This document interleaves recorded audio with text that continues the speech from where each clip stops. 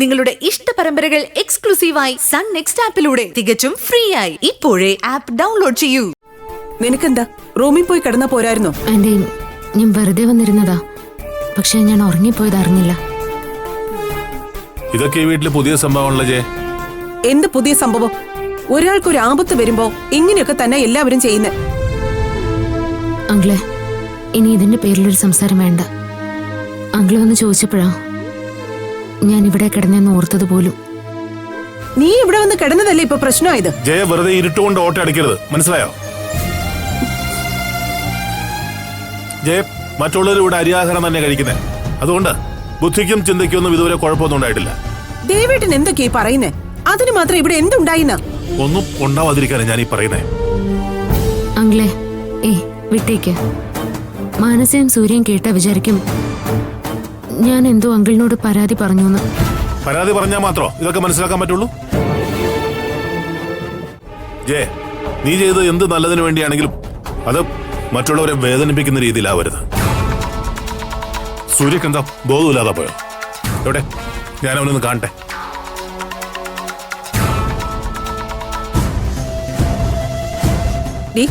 നീ ഇവിടെ വന്ന് കിടന്നതുകൊണ്ടല്ലേ ദേവേട്ടൻ വയലന്റ് ആയത്? ആന്റി, ഞാൻ മനഃപൂർവ്വം വന്നിരുന്നല്ല.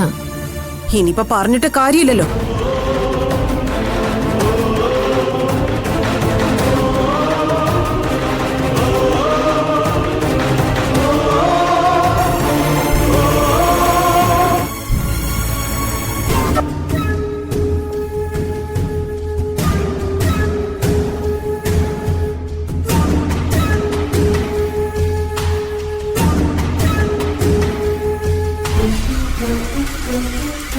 സൂര്യ,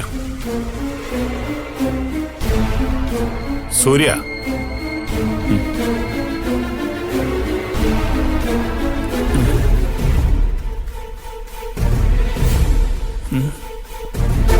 നേരം വെളുത്ത് എഴുന്നേക്കുന്നില്ലേ?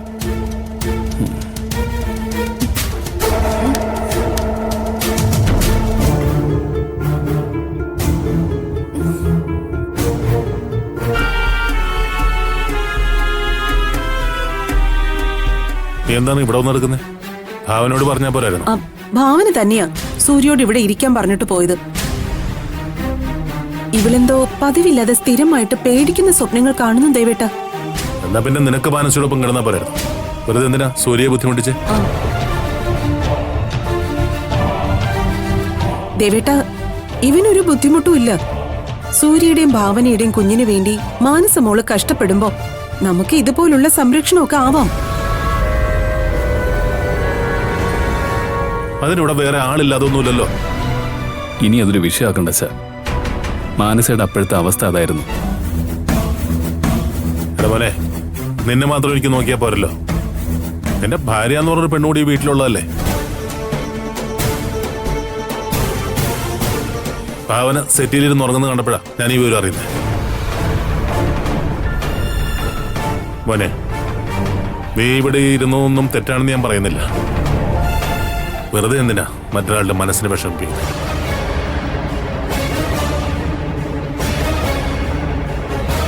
ഭാവനയ്ക്ക് ഒരു വിഷമവും ഇല്ല. ദേവേട്ടനായിട്ട് ഒരു പ്രശ്നം ഉണ്ടാക്കാതിരുന്നാ മതി. Uncle, sorry. അപ്പോഴത്തെ അവസ്ഥയില് ഞാനും കൂടുതലൊന്നും ചിന്തിച്ചില്ല. മോളെ ഞാൻ കുറ്റപ്പെടുത്തിയതല്ല, അറിയാലോ. ഒന്നാമത് ഇവിടെ ഓരോ പുതിയ പുതിയ പ്രശ്നങ്ങൾ തലപൊക്കിക്കൊണ്ടിരിക്കുക. നീ അങ്ങോട്ട് ചെല്ല്. അവളൊരു പാവം പെണ്ണ. ഇതൊന്നും അവളൊരു കാരണമാക്കില്ല. പക്ഷേ നമുക്ക് ചില മര്യാദകളൊക്കെ ഉണ്ട്, അത് മറക്കരുത്.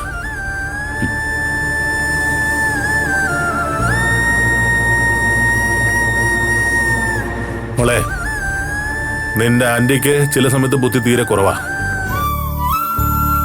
അതുകൊണ്ടാ ഇങ്ങനെയുള്ള കാര്യങ്ങളൊക്കെ നിസ്സാരമായിട്ട് കാണുന്നേ. ഞാനിനി ശ്രദ്ധിച്ചോളാം അങ്കിൾ. ആ, ശരി. ഓക്കെ, ഇപ്പൊ എങ്ങനെയുണ്ട്?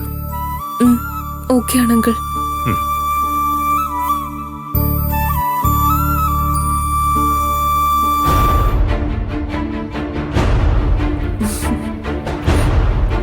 അയ്യോ ആന്റി, ഞാനിതൊന്നും ചിന്തിക്കുന്ന പോലും ഇല്ല. അപ്പൊ ഉറങ്ങി ഞാൻ ഇപ്പോഴാ ഉണർന്നത്.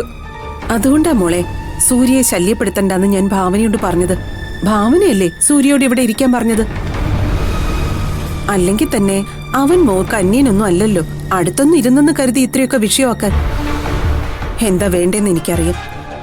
നീ ഫ്രഷ് ആയിട്ട് വന്ന് എന്തേലും കഴിക്കാൻ നോക്ക്. ഇന്നലെ ഒന്നും കഴിച്ചതുപോലും ഇല്ലല്ലോ. വാ, ഫ്രഷ് ആവാ.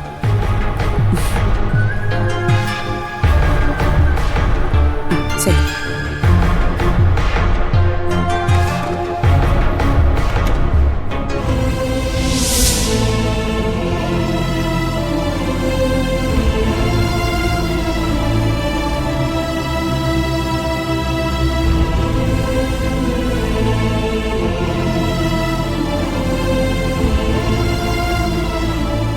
ഭാവന, താൻ ഇവിടെ വന്നിരിക്കുകയാണോ?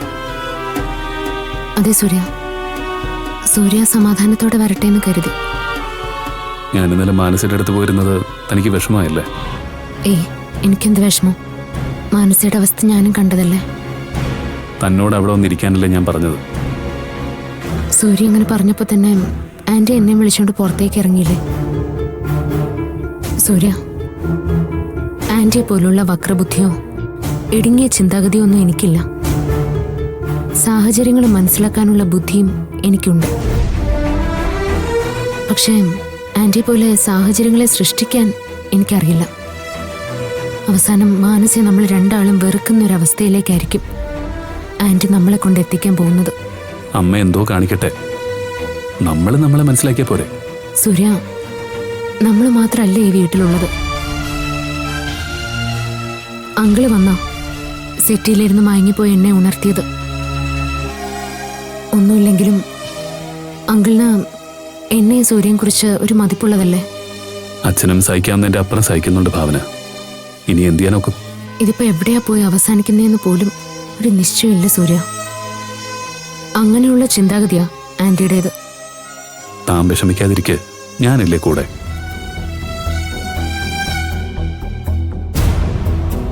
സൂര്യ മാത്രം എന്നോട് നല്ല രീതിയിൽ സഹകരിച്ചിട്ട് എന്താ കാര്യം? ആന്റിക്കിപ്പോ എത്ര ബുദ്ധിമുട്ടാണെങ്കിലും നമ്മുടെ കുഞ്ഞിനെ മാത്രം കിട്ടിയാൽ മതി എന്നുള്ള ചിന്തയാ. ഞാനെല്ലാം മനസ്സിലാക്കുന്നുണ്ട് ഭാവന. പക്ഷെ എന്ത് ചെയ്യാനാ, പെട്ടുപോയില്ലേ. ആ, അത് തന്നെ ആന്റിയുടെ വിജയവും. ആന്റി എന്ത് കാണിച്ചാലും നമ്മളൊപ്പം കാണുമെന്നറിയാം. ഇങ്ങനെയാണെങ്കിൽ തൽക്കാലം ഞാൻ എൻ്റെ വീട്ടിൽ പോയി നിൽക്കുന്നതാ സൂര്യ നല്ലത്.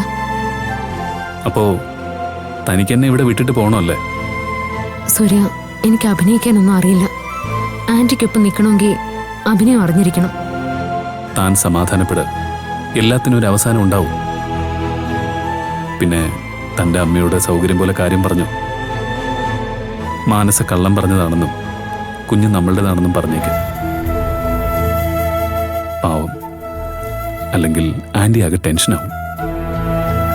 തൽക്കാലം മറ്റാരോടും പറയണ്ടെന്ന് പറഞ്ഞാൽ മതി.